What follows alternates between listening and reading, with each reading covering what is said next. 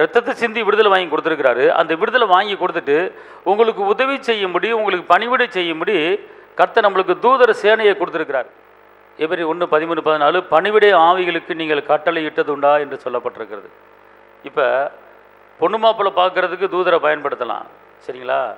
இப்போ எப்படி வந்து பொதுப்பணித்துறை, பேங்க் டிபார்ட்மெண்ட்டு, அந்த டிபார்ட்மெண்ட்டு கவர்மெண்ட் இருக்கோ, அதே போல் தூதர்கள்லேயும் பார்த்துக்கொள்ளுங்க, பல டிபார்ட்மெண்ட் இருக்குது, சரிங்களா?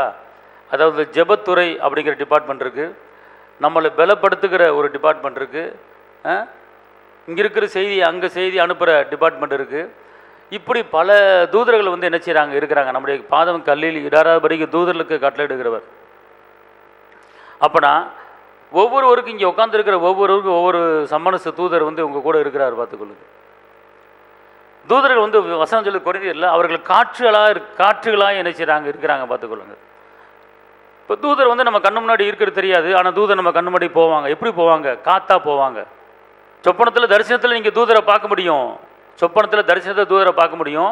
ஆனால் உங்கள் முன்னால் தூதர் வந்து காற்றுகளாக என்ன செய்வாங்க, கடந்து போவாங்க. கொரிந்தியரில் போட்டிருக்கு, தூதர்கள் காற்றுகளாக இவங்க முன்னாடி இருக்கிறாங்கன்னு போட்டிருக்கு. இப்போ உங்களுடைய வேலையை செய்ய, உங்கள் குடும்பத்துக்குண்டான எல்லா காரியத்தையும் செய்ய தூதர்கள் ரெடியாக இருக்கிறாங்க. அவங்களை எப்படி பயன்படுத்தணும், என்ன செய்யணும் அப்படிங்கிற காரியத்தை குறித்து நல்லா நீங்கள் வந்து அலசி ஆராயணும். நம்மளுக்கு உதவி செய்யறதுக்குன்னே அவங்க இருக்கிறாங்க. நம்ம யாரும் தூதர்களை கண்டுக்கிறது கிடையாது, தூதர்களை வந்து கமாண்ட் பண்ணுறது கிடையாது, கட்டளை கொடுக்கறது கிடையாது. அதை நீங்கள் செய்யணும். நீங்கள் அதுக்குண்டான வேலையை என்ன செய்யணும், நீங்கள் செய்யணும், பார்த்துக்கொள்ளுங்க. அதாவது ஜெபத்துறை ஒரு டிபார்ட்மெண்ட்டுக்கு ஒவ்வொரு தூதர்கள் இருக்கிறாங்க, பார்த்துக்கொள்ளுங்க. நம்மளுக்கு பணிவிடை செய்கிறதுக்கு, பொண்ணு பார்க்குறதுக்கு ஒரு டிபார்ட்மெண்ட் இருக்கிறாங்க. இங்கே இருக்கிற செய்தி அங்கே செய்தி டிபார்ட்மெண்ட், நீதித்துறை அப்படிங்கிற ஒரு டிபார்ட்மெண்ட் இருக்கிறாங்க, யுத்தம் பண்ணுறதுக்கு ஒரு டிபார்ட்மெண்ட் இருக்கிறாங்க. இப்படி பல டிபார்ட்மெண்ட் தூதர் இருக்கிறாங்க. ஆனால் அவங்க வந்து நம்மளுக்கு உதவி செய்கிறதுக்கு ரெடியாக இருக்கிறாங்க. நம்ம அவங்கள ஒன்றுமே வேலை வாங்குறது கிடையாது. தூதர்களை ஒவ்வொருத்தருக்கும் ஒரு தூதர் பின்னாடி இருக்கிறாங்க. நம்ம அவங்கள ஒன்றுமே சொல்கிறது கிடையாது. அதை நீங்கள் வேலை வாங்கணும், பார்த்துக்கொள்ளுங்க.